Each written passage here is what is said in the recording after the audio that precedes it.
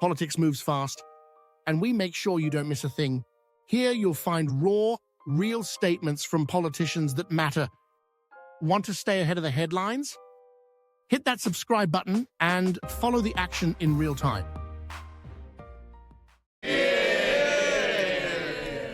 Thank you, Mr. Speaker, and I thank the Prime Minister for advance sight of his statement.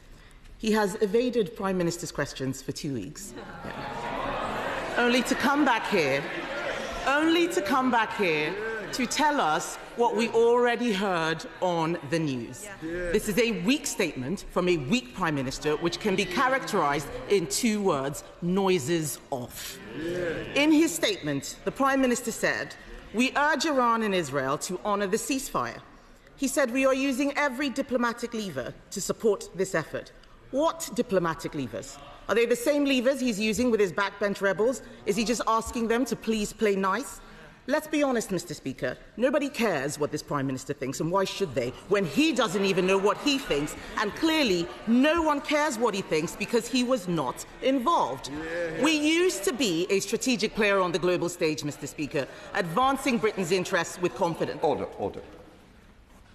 You may not wish to hear the Leader of the Opposition. I do. Can I just say, it doesn't do anybody good in this chamber to try and shout somebody down who's speaking. Thank you, Mr. Speaker. They can shout as much as they like, but we all know the truth. We used to be a strategic player on the global stage, advancing Britain's interests with confidence, and now we are on the sidelines. Over the last few weeks, historic events unfolded in the Middle East, and at every stage, Britain has been out of step with the US and out of the loop with Israel. Last week, the Prime Minister came back from the G7, insisting that there was nothing that President Trump said that would indicate he was about to get involved in this conflict. Days later, the US launched its attack on Iran's nuclear facilities. He had no idea what was going on. The week before, Israel launched an attack on Iran, and it became apparent that the UK was not even informed about the attack in advance, despite us having been involved in previous preventative action. How is this standing up on the world stage? On Tuesday, the Foreign Secretary, a lawyer, repeatedly could not say whether the US strikes against Iran's nuclear facilities were legal. This is a government that doesn't know what it's doing. Let me make the Conservative position clear, Mr. Speaker. Iran has been a direct threat to the UK for years, plotting terrorism on British soil. It must not get nuclear weapons. And this is a time for Europe to step up, and the UK should be leading. Instead, we have an Attorney General using international law to constrain and restrict the UK while the Prime Minister hovers indecisively on the sidelines. What we need is a leader. Instead, we have 3 lawyers. Last week, I wrote to the Prime Minister about how this conflict has underscored the folly of the government's £30 billion Chagos surrender deal. The Diego Garcia base is of obvious strategic importance for conflicts in the Middle East. They're shaking their heads. They don't understand. It is obvious. It was used extensively. Diego Garcia was used extensively during the war in Afghanistan, including by the United States. And at Prime Minister's questions, the Prime Minister said that this Chagos surrender had been opposed by our adversaries, Russia, China and Iran.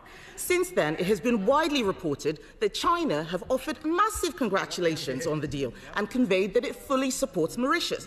So can the Prime Minister now admit that he was incorrect to state on the floor of this House that China opposes the Chagos deal? And can he confirm if he still views China as an adversary? Under the terms of his deal, if the US were to launch an attack from the military base on Diego Garcia, we would have to inform the Chinese allied Mauritius government. Will he abandon the deeply flawed surrender deal? Because if not, when will he introduce the legislation setting out the details of the Chagos surrender so Parliament can consider and debate it? We welcome the announcement that the UK will be buying F-35A fighter jets, and I'm pleased that the Labour Party has now moved on from its previous position where it did not support NATO and advocated against the nuclear deterrent. They pretend that it never happened. We have the receipts. Conservatives are proud of exceeding the NATO baseline of 2% of GDP on defence, and we led NATO in getting there. But the government's aspiration to get spending on national security to 5% is just hope. The reality is Labour does not have a plan to get to 3%. It is all smoke and mirrors. And we do not know what the government will spend this extra 1.5% component on. So can the Prime Minister confirm whether this is money that we are already spending or whether there will be any new money? Because so long as this plan remains unfunded, these are just words. Instead of using smoke and mirrors to inflate defence spending, Labour should heed our call to hit 3% by the end of this Parliament with a fully funded plan to get there. You look at the money they claim they're going to save with their welfare bill. 5 billion is nowhere near the tens, if not hundreds of billions that we're going to need to find to meet this defence spending target. And this is the problem, Mr. Speaker. It is one thing to talk about spending money on planes and infrastructure, making announcements about reviews, but it is another to be clear where the money comes from and how it will be spent efficiently to secure the defence of our nation. They can mutter all they like. We all know that they are terrified of doing anything that is even remotely difficult. Mr. Speaker, it is crucial that there is a clear, united front in full support of Ukraine which secures peace on their terms. The stakes could not be higher. We need the government to be leveraging British influence in every way it can for Ukraine. So can he tell us whether he pushed for clearer language in the NATO communique about Russia being the aggressor in this conflict? And can he update us on the UK's current position on Ukraine's accession to NATO, given the absence of detail in this year's communique? We must ensure our leading role continues, but this requires strong leadership and an ability to influence. Mr. Speaker, in conclusion, the Prime Minister may have finally returned to this House after a fortnight away, but in truth, he is all at sea.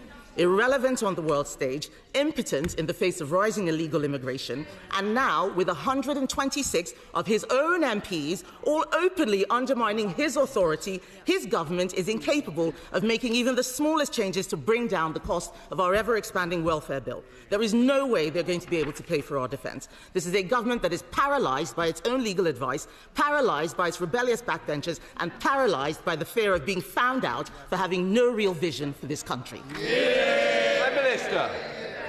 Transparency is the foundation of democracy, and you've just taken a step toward it.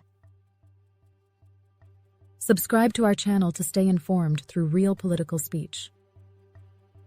No noise, no filters, just what was truly said. Stay critical. Stay engaged.